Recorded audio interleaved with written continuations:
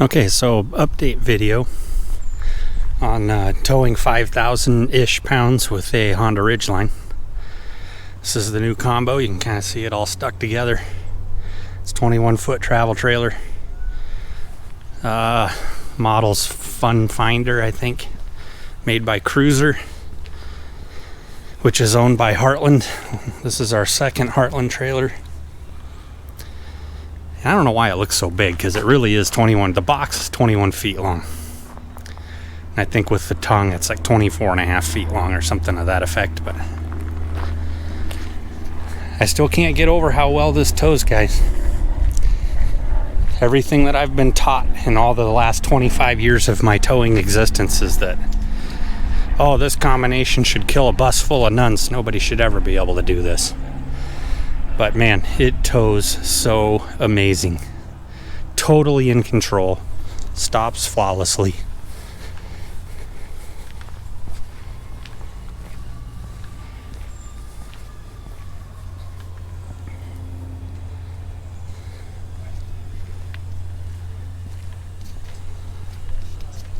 So as I've mentioned before, got a 1.5 inch spacers in the front. There's a 1/2 inch spacer in the rear, so it's lifted a little bit. It's got SL rated tires on it, so we're not towing on the original P rated tires, which I don't think I would even try to do. And I think that's where a lot of the stability comes from with this combo is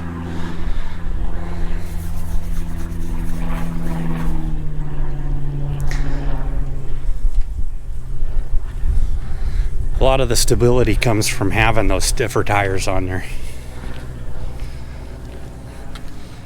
Running a cheapo round bar hitch, one of the Amazon Easy Lift specials. I went with the 800-pound kit, even though the tongue weight is nowhere near 800 pounds. I'm such a cheapskate. The 800-pound was actually cheaper than the 600-pound, and I just adjusted accordingly, and it works fantastic.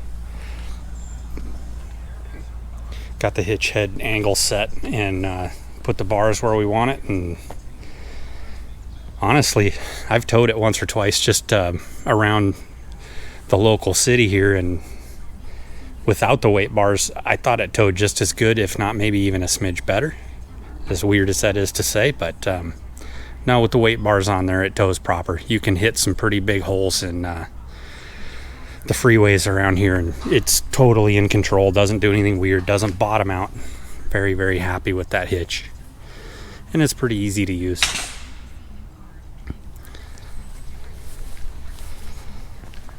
I get a lot of people saying, oh, this trailer looks so huge, and I don't know why it does.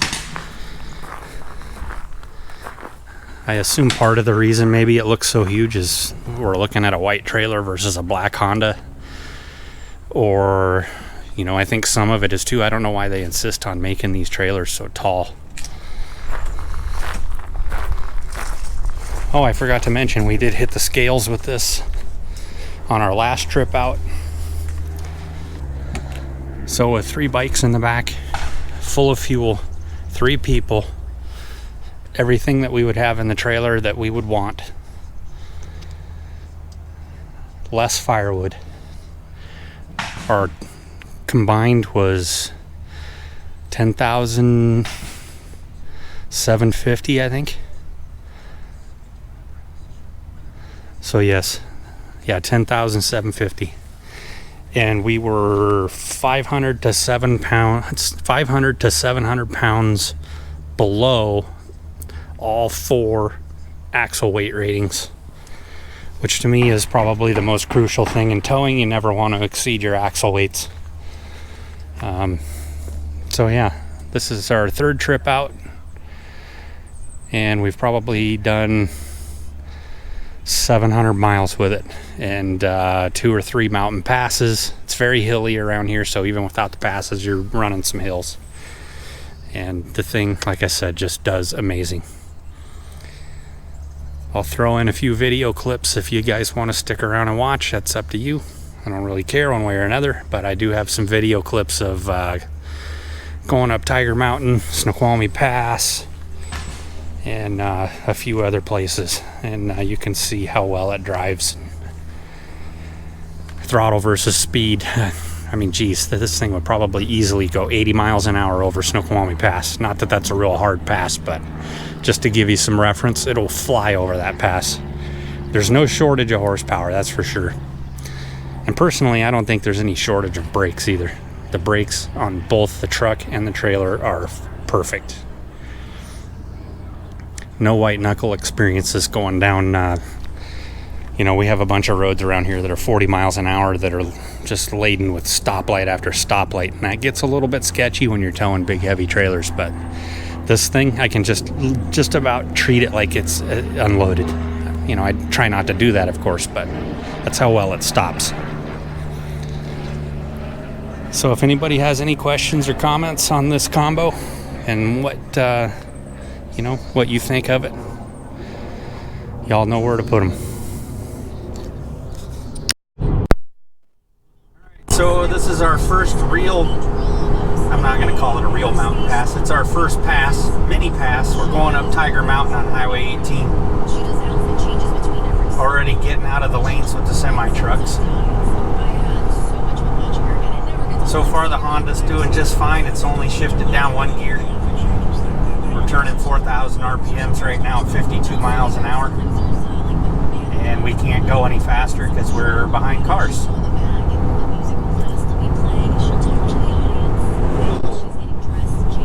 Can you see the dashboard and all of it? Because I'm pretty sure there's one more steeper part we got coming up.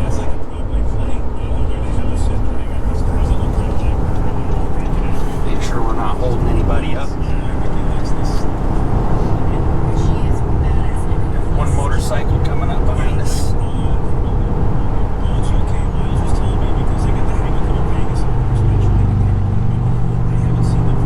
Now we're doing 55 miles an hour going up Highway 18.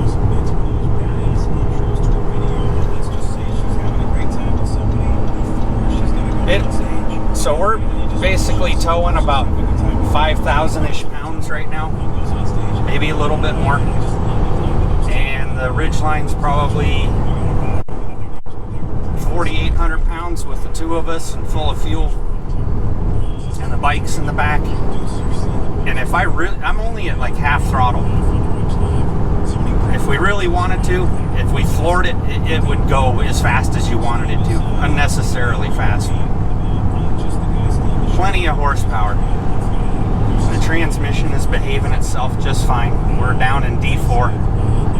I've pretty much left it in D4 since we left the house. I'm thinking the semi in front of us, he must be not very loaded because he's going pretty fast. He's passed everybody we've passed. So we're just going to tuck in behind him and get over the top, head towards Snoqualmie. Okay, turn it off. Okay, now we're live. So we're just about to the top of Snoqualmie Summit. Snoqualmie, obviously, probably the most traveled pass in our state.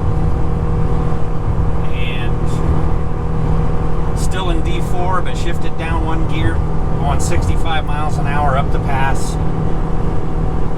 Trying to not intermingle with the semi-trucks too much.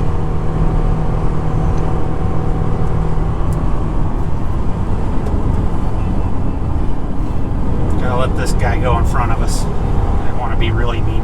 He's going pretty fast. Okay, so he just slowed us down 10 miles an hour. Let's see if we can recover. I'm at 3/4 throttle.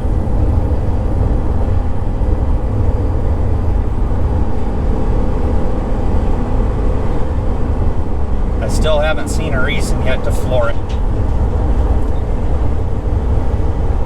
So now we're really intermingling with semi-trucks.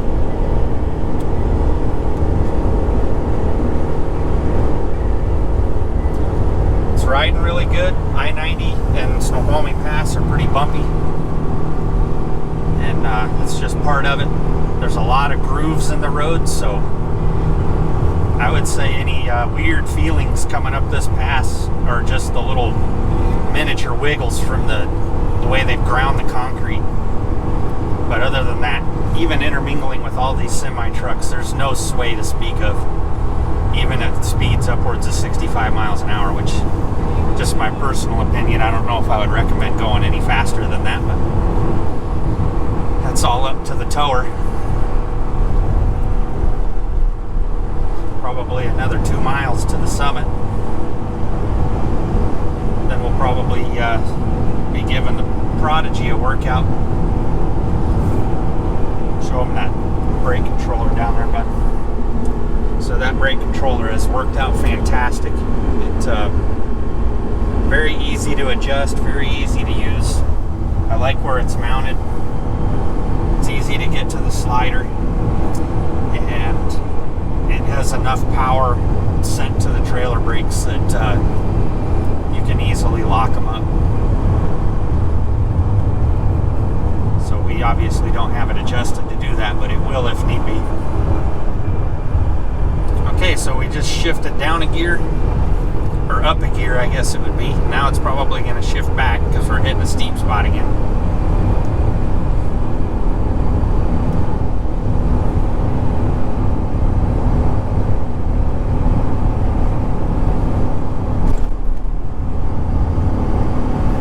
There's a lot of semis out today. It's Monday morning.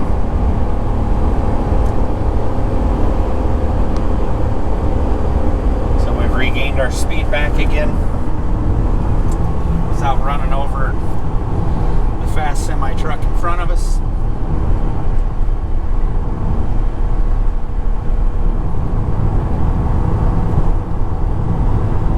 I've noticed just an ever so slight increase in the temperature gauge, but I would consider that to be completely normal for running at 4,500 RPMs for about 7 miles, 6 miles, whatever it is. And we are at the top and going downhill.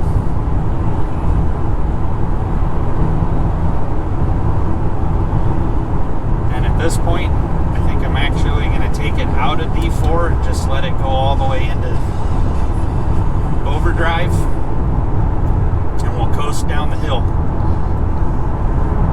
What we kind of want to watch and see is how this thing's going to, like, if it's going to pick up speed going downhill, or if it'll maintain speed, especially now that I kicked it out of D4. But right now we're going down the east side, heading east on Snoqualmie Pass, foot off the gas, no brakes, and we're showing 60, not increasing. So I don't know if some of that's the way the transmission works, or if the torque converter's locked and we're compression braking, or if it's just the wind resistance that's keeping us from going too fast down the hill. I still haven't hit the brakes since we went over the top, other than to let some guy cut in front of us.